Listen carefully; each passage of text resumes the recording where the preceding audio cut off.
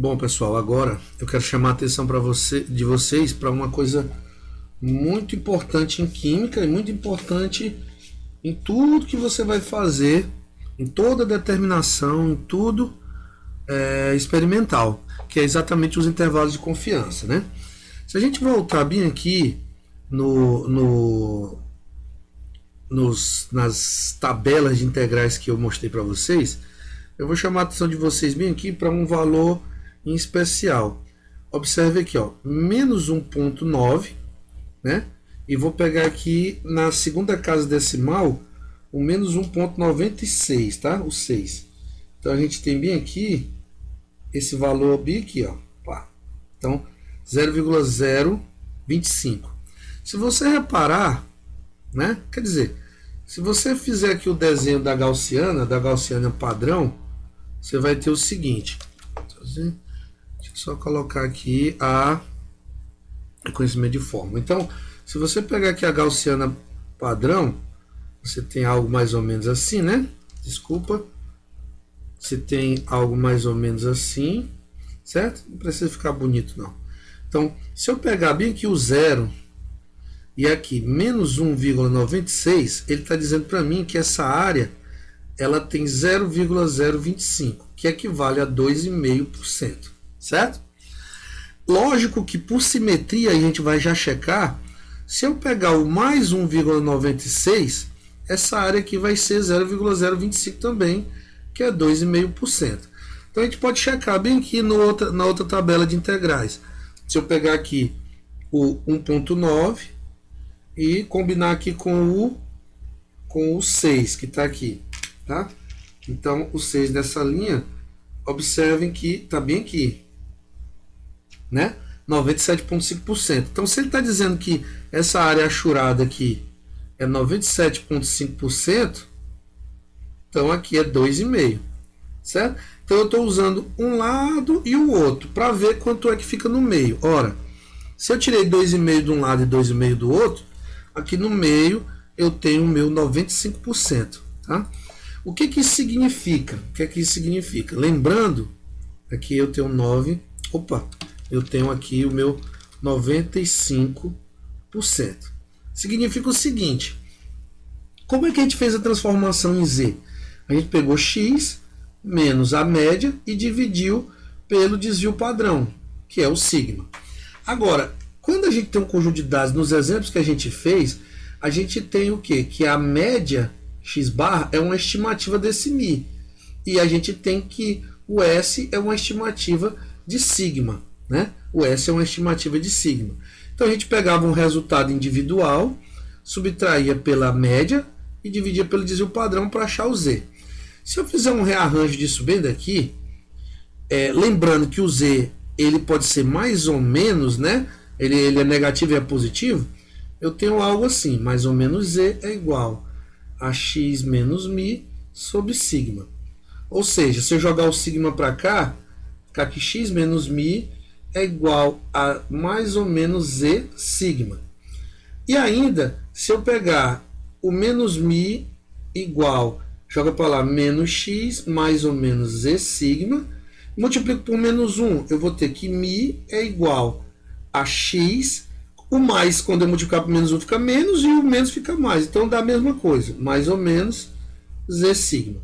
Então, significa o seguinte, que esse Z de mais ou menos 1,96, ele define um intervalo ao redor de x que cobre 95% da gaussiana. O que isso significa nessa equação?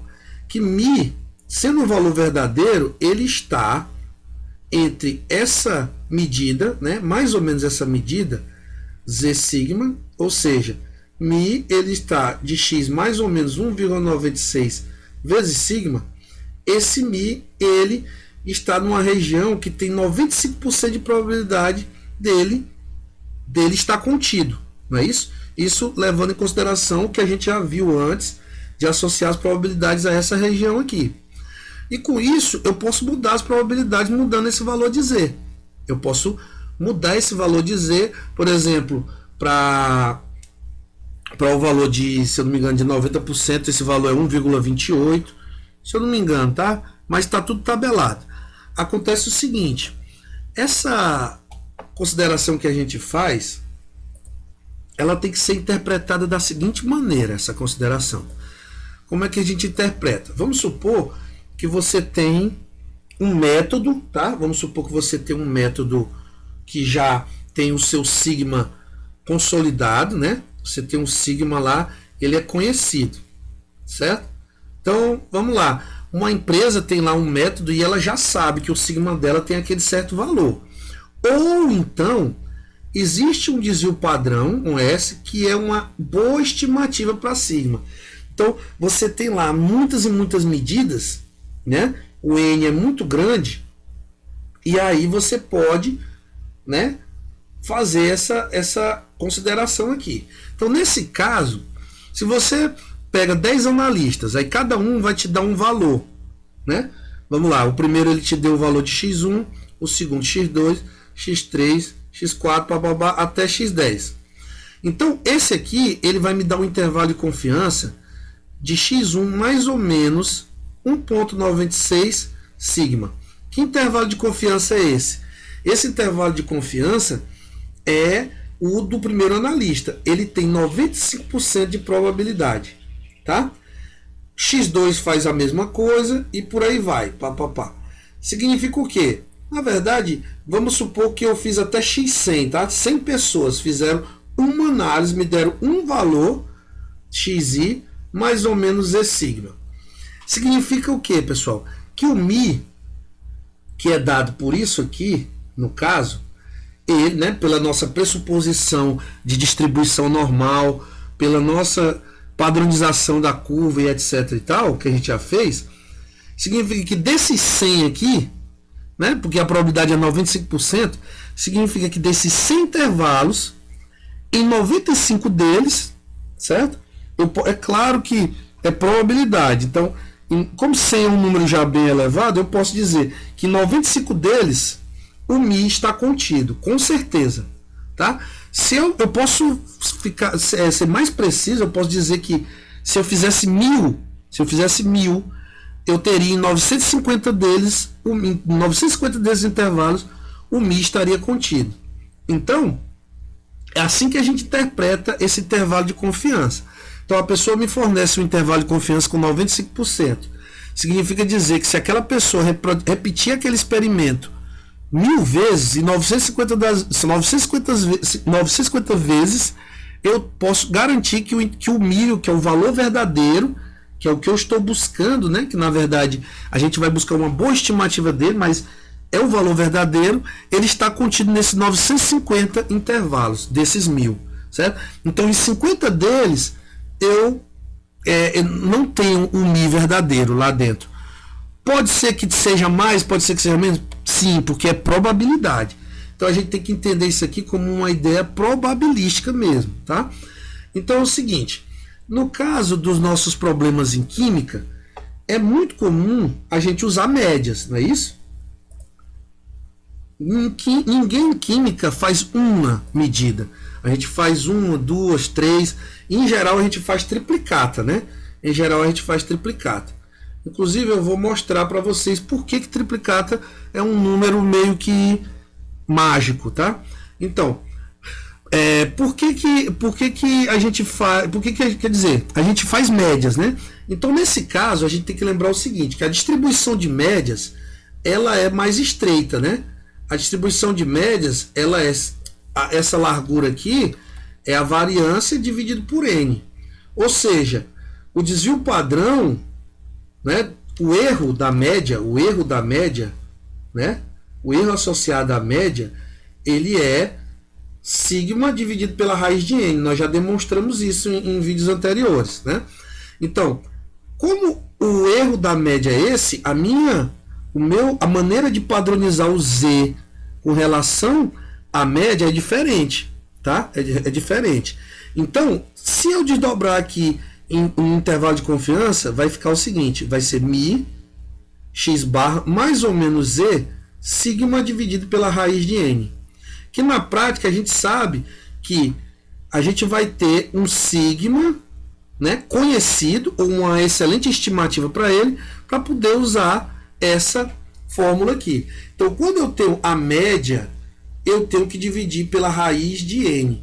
E é por isso que a gente usa média. Por quê? Se eu divido pela raiz de n, esse intervalo, se eu usar só um valor, mais ou menos z sigma, obviamente que esse intervalo ele é mais estreito, né? Ele é mais estreito. Então, você não vai ver ninguém trabalhando com um valor somente. Pode até ver, que a gente vê o pessoal fazendo, mas não é, estatisticamente não é legal. Você tem que usar médias, certo? Você tem que usar médias, porque o intervalo de confiança ele vai ser mais estreito, exatamente porque o erro associado à média, ele é mais estreito. Se vocês lembrarem lá, que a gente fez a distribuição de médias, ele era mais estreito no fator de 1 sobre n, né? Lembrando aí em vídeos anteriores, tá? Agora, observem que eu estou dizendo o seguinte, que o z, ele é usado quando eu conheço esse sigma aqui. Porque, obviamente, essa curva padrão, ela só existe se eu conheço o sigma, ou se eu tenho uma boa estimativa dele. Agora, vamos supor que você, em química, né, você faz o quê? Três valores. Você faz 2, você faz 4.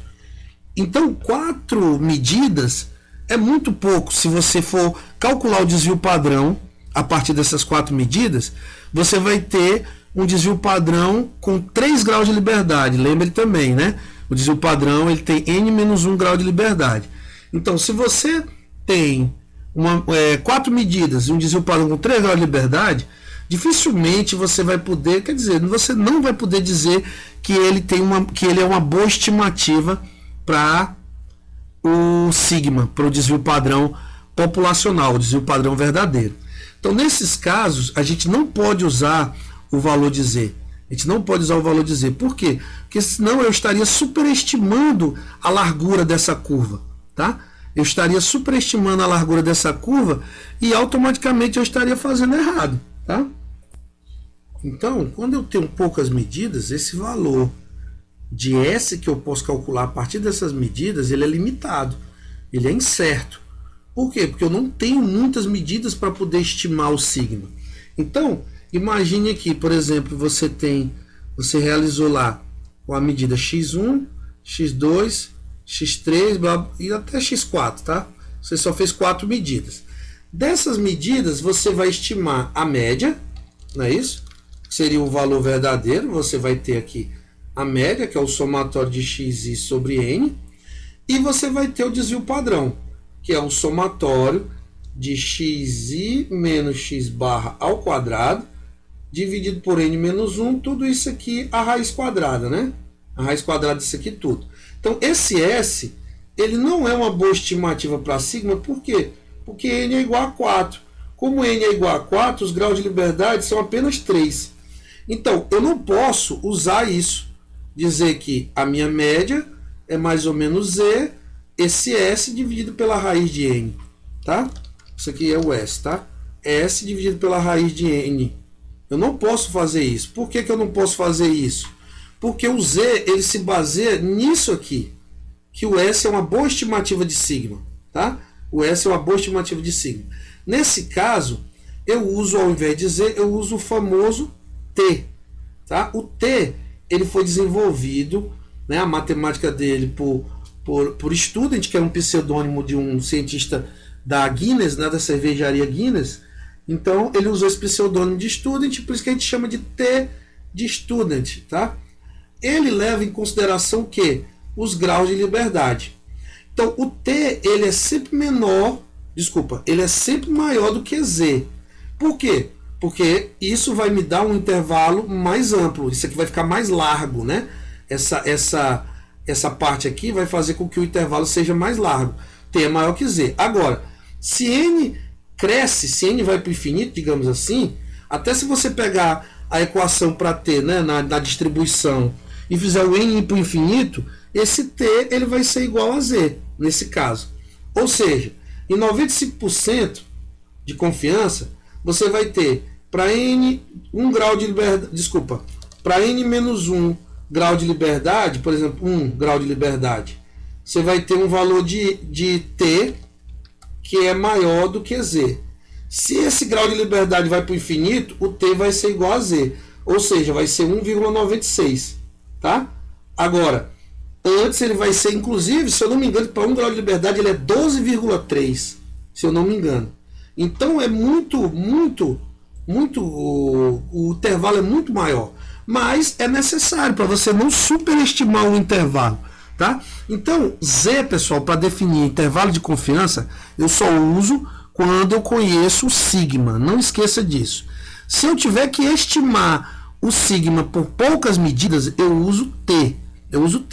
Com isso, pelas nossas limitações de amostra, de tempo, de dinheiro e etc., normalmente a gente usa a estatística T em química. Dificilmente você vai ver alguém usando a estatística Z. Tá? Bom, eu vou mostrar para vocês a tabela de T, tá? E comparar com a de Z.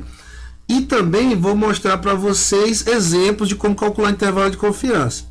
E vou mostrar também um gráfico para vocês aqui que mostra por que na química normalmente a gente usa triplicata, tá? Normalmente a gente usa triplicata. Eu vou mostrar isso para vocês.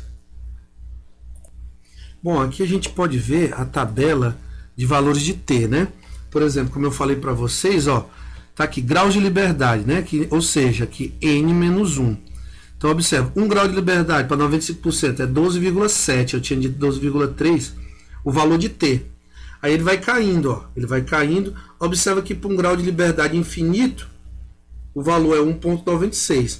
Mas para 60 graus de liberdade, por exemplo, ele ainda é 2. Tá? Pessoal, e eu estou falando de 95% de confiança porque é o valor mais usado. É uma probabilidade relativamente boa, porque ela não é nem tão alta e nem tão baixa. Por exemplo, se eu fosse usar 99%, eu tenderia a esticar o meu intervalo de confiança. Ele fica mais largo para abranger mais valores, porque a probabilidade está aumentando. No caso, se eu usar 95%, eu tenho esse valor. Se eu fosse usar um mais estreito, eu ia ter 1,64, é um intervalo mais estreito, mas a probabilidade agora é de 90%. Então aqueles intervalos lá seriam 900 em 1000, né? Então você já está admitindo 100 que o valor pode não cair. Então já é uma coisa mais alta em termos do que você pode tolerar. 95 você tem 950 em 50. Então é o que é mais usado em química.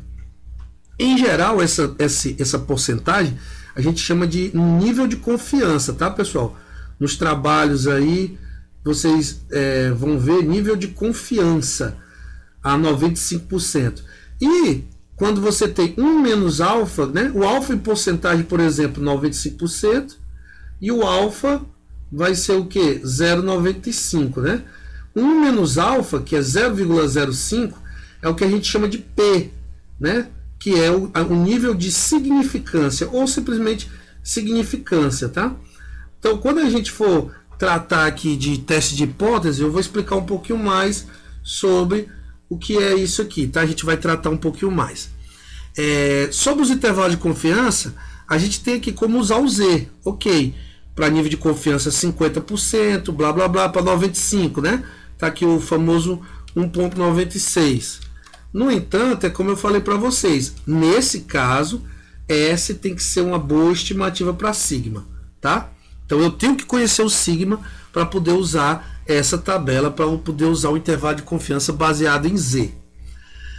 Outra coisa interessante que eu falei para vocês é que quando eu vou definir um intervalo de confiança com triplicata, por exemplo, na verdade com poucas medidas, eu tenho a minha média, aí eu tenho T vezes S dividido pela raiz de N. Se você pegar aqui, né, e avaliar aqui o valor de T sobre N, sobre a raiz de N, no caso, né, deixa eu baixar aqui, é T sobre a raiz de N. Acho que meu gráfico ficou um pouco... Bom, aqui está melhor, apareceu a legenda. Então, você vai ter o seguinte... se você fizer aqui, ó, o gráfico de T sobre a raiz de N contra o número N. Quando você faz duas replicatas, tá aqui, duas, o valor de T, né, 12,7 sobre a raiz de 2, vai dar bem aqui. Quando você faz com 3, aquele valor de agora seria o que? 3 são 2 graus de liberdade, aí você tem 4,30. 4,30 sobre a raiz de 3. E aí você tem esse valor.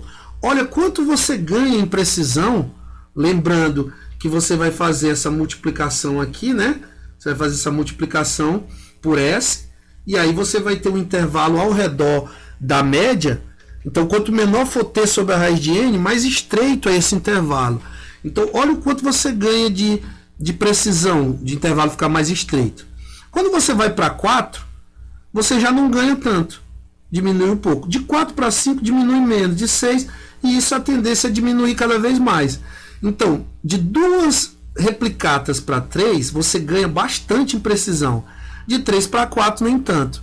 Então, às vezes você precisa de tempo, você não quer gastar mais reagente e tal. Então, por isso que triplicata é um número bom, ótimo para se usar em química, tá? Então, seria essa a explicação quando lhe perguntarem por que triplicata é um número mágico. Então, lembrem do intervalo de confiança para o valor verdadeiro, ao redor de uma média, T vezes S sobre a raiz de N.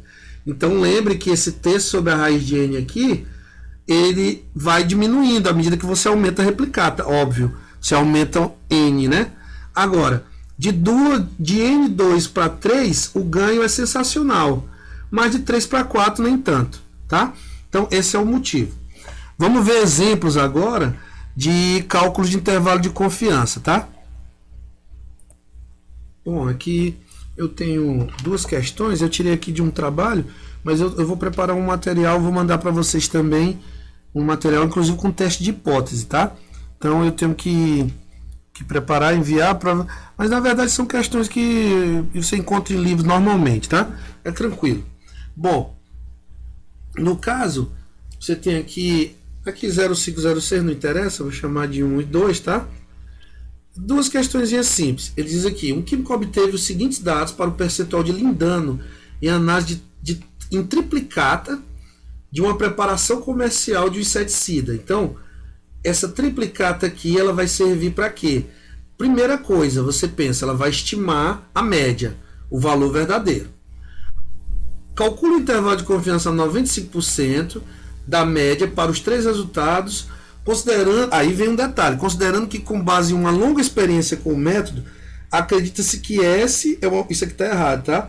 É sigma, é 0,28%, ponto. Isso aqui determina o quê? Vou usar Z. Por quê? Porque eu tenho isso. E para 95% eu vou na tabela, né? Para um nível de confiança de 95%, o Z é 1,96, tá? Então, não esqueça, tem que ir na tabela verificar, tá aqui, né? O valorzinho de Z que está sublinhado aqui, 1,96. Bom,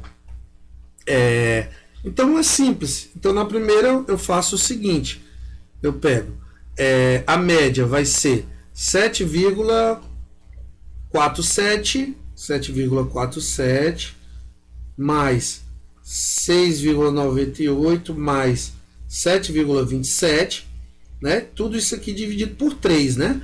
Então essa média, ela vai dar quanto? Fazendo aqui para... Então isso dá 7,24. Então 7,24 é a média. Então é uma estimativa para o valor verdadeiro. Então ao redor desse valor, qual é o intervalo de confiança com 95% de confiança? Então eu vou ter o seguinte, que Mi é 7,24 mais ou menos 1,96 vezes 0,28. Observem que é a mesma unidade, né? Porcentagem, o percentual de lindano. Então, 7,24 mais ou menos 1,96 vezes 0,28. Então, Mi, ele vai ser 7,24 mais ou menos. Então, quanto é que vai dar essa conta aí? Essa conta, ela é... Então, dá 0, essa conta é 0,5488, tá? 0,5488. Pessoal, como aqui a minha precisão está com 2 casas decimais, eu tenho que manter isso aqui. Então, já abrindo um parênteses aqui eu estou precisando, arredondar para 2 casas, não é isso? Obviamente, eu olho para a terceira casa. Se for um número maior do que 5, eu somo 1 nesse aqui, certo? Se for um número menor do que 5, eu mantenho o número. Agora, se for igual a 5, hein? Isso é uma questão interessante. Então, esse aqui, obviamente, ele vai para 7,24, tá? 7,24 mais ou menos 0,55. Ou seja, o meu Mi, os meus limites de confiança são o quê? Já vou falar sobre arredondamento. O limite de confiança vai ser o quê? 7,24 menos 0,55, que dá o quê? 24, 31, dá 6,69, não é isso? Isso aqui está em porcentagem. 6,69, deixa eu só conferir. 31,77, tá certo. Então, 6,79 até o valor de 7,79, né? 7,79%. Então, esse aqui são os limites de confiança.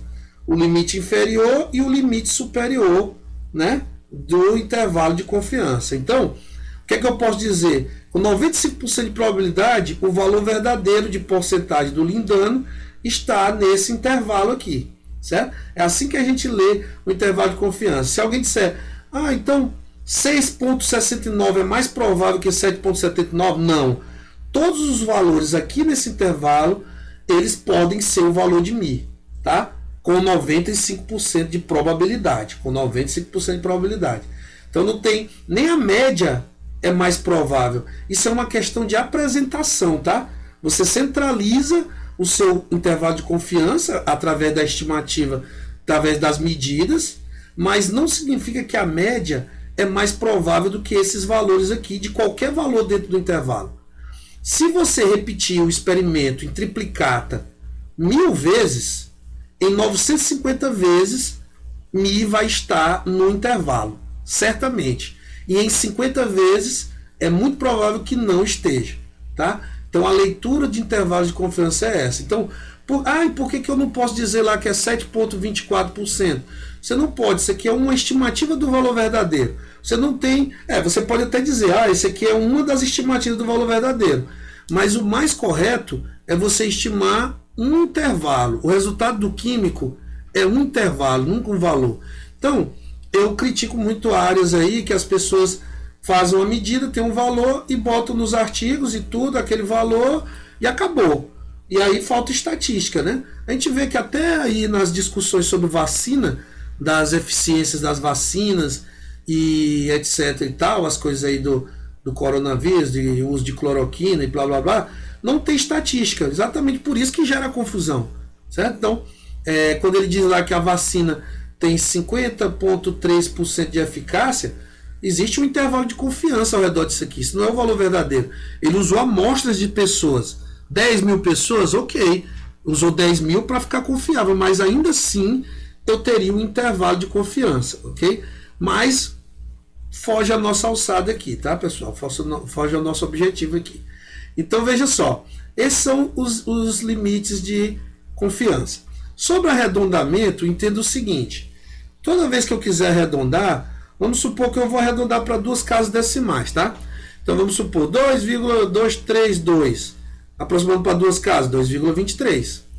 2,238, aproximando para duas casas, 2,24.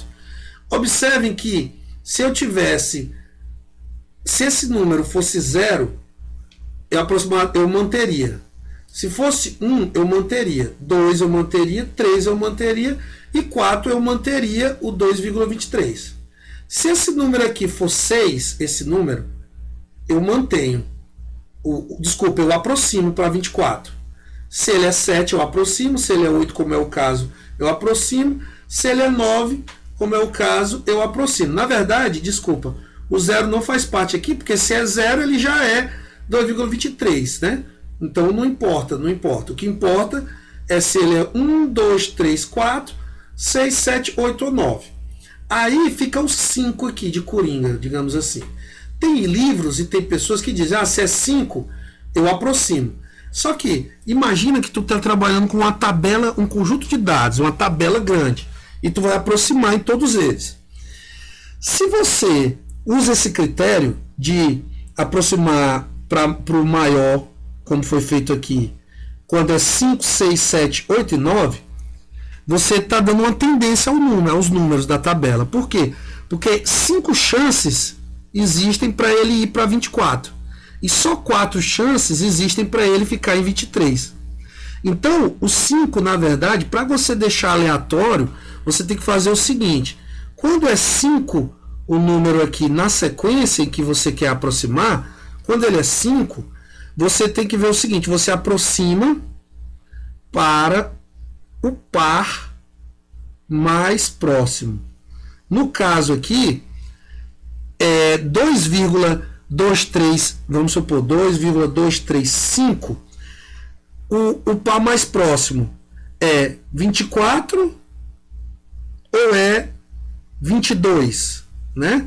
Aqui, esse aqui. Então, como assim, digamos assim, aqui o final é 35, o mais próximo seria 24, porque aqui ia ficar 40.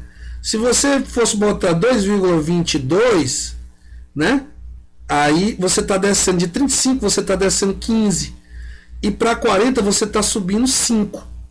Então isso aqui seria para 2,24. Ah, Samuel, mas então vai ser sempre assim. Não, quer ver?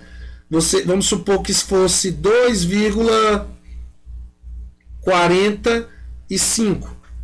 Oh, desculpa. 2,445, vamos supor. Né? Qual é o par mais próximo? O par mais próximo está aqui, 5. O par mais próximo é 2,44, o número par mais próximo. Você não vai botar 2,45. Então, o que está acontecendo? Você está dando a chance do número, às vezes, quando empatar no 5, você está dando a chance de, às vezes, ele ir para cima, como foi o caso aqui, às vezes ele ir para baixo, ele ficar no 4, certo? Aqui, você tem 4 chances dele ficar embaixo e você tem 4 chances dele ir para cima. Então, você não acrescenta tendência. É claro que eu estou falando de um conjunto de dados. Então você pode estender isso para tudo, né? Não vai ser tão problemático se você tiver um número só um número. Você pode subir, pode botar 2,24, não vai dar tanto problema. A questão é você dar uma tendência para um conjunto de dados. Então é melhor seguir essa regra, tá? De arredondamento. E ela é importante, que eu ainda vou dentro aqui de um outro critério, de uma outra... uma outra questão, falar sobre a propagação de incerteza, tá? Eu ainda vou falar isso aqui também. Então, é isso, tá? Guardem isso na memória. Bom, vamos resolver essa 2 para finalizar, tá? Vamos resolver a 2 para finalizar. Então, você tem o seguinte na 2. Um método baseado em absorção atômica desenvolvido para determinação de cobre em combustíveis gerou um desvio padrão, está aqui, 0,32 mg por cobre por ml, para uma análise em triplicata. O teor médio de cobre foi 8,53, essa é a média para as triplicatas. Calcule o intervalo de confiança de 95% para o resultado. Observem que esse valor de S, de 0,32, ele está associado, miligramas por ml, miligrama por ml, miligrama de cobre por ml. Ele está associado, miligramas de cobre por ml. Ele está associado a um grau de liberdade de 2. Por quê? Porque N é 3, foi feito em triplicata. Já a média que foi determinada, 8,53, é uma estimativa do valor verdadeiro. Então eu vou estabelecer um intervalo de confiança ao redor desse valor, tá? Então o intervalo de confiança vai ser, o valor verdadeiro ele está entre 8,53 mais ou menos T vezes S dividido pela raiz de N, não é isso? Então, vai ser... Opa, deixa eu olhar bem aqui uma coisa. Pessoal, desculpa, eu errei geral aqui. Minha nossa, que erro grotesco na primeira questão. Eu esqueci de colocar aqui o valor, a raiz de N. Caramba! Raiz de N. Certo? Ai, ai, ai. Então aqui, tudo que eu falei está correto, no entanto, tem que dividir pela raiz de N, tá, pessoal? Eu errei aqui, porque aqui a média 7,24 foi para triplicata, então tá faltando dividir pela raiz de N aqui. Me desculpe, perdão. Me desculpe. Mas tem que dividir pela raiz de n. É uma média, não é um só resultado, né?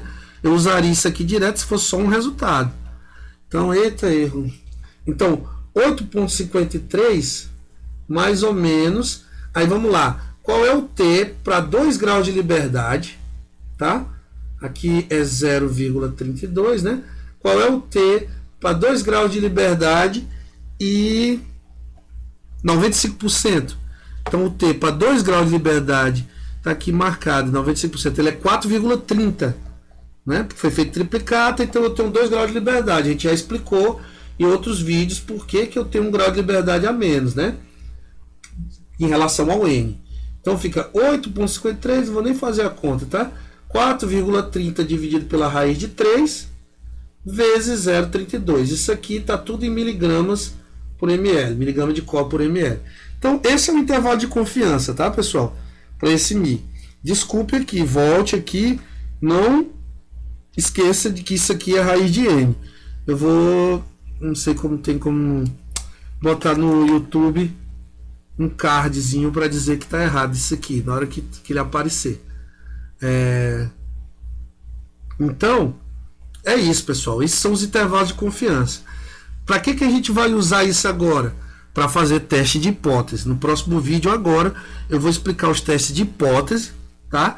E como eu falei, eu vou falar sobre a propagação de incerteza, porque a gente precisa calcular lá um S combinado, né? E vou falar rapidamente sobre isso. Então, por favor, assistam e me mandem dúvidas, tá? Me mandem dúvidas, beleza?